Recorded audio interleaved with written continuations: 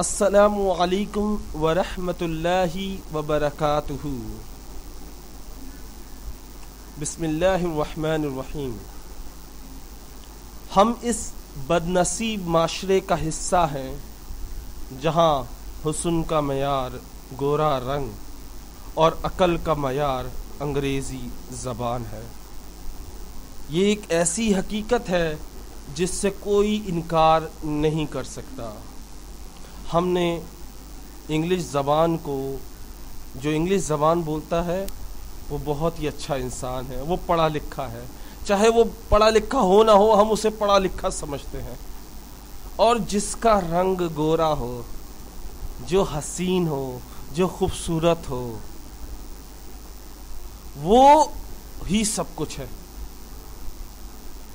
ہمارا جو معیار ہے سوچنے کا کہ گورا انسانی سب سے اچھا ہے اور انگریزی زبان بولنے والا ہی سب سے اچھا ہے۔ کیوں؟ کیونکہ یہ دونوں چیزیں انسان نے سوچ لی ہیں کہ ہماری کمزوری ہے، اس کو ہم نے اپنی کمزوری بنا دیا۔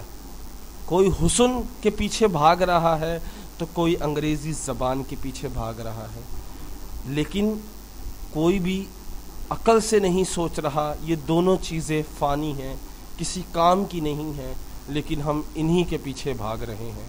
امید کرتا ہوں آپ کو یہ بات سمجھ آئی ہوگی۔ السلام علیکم۔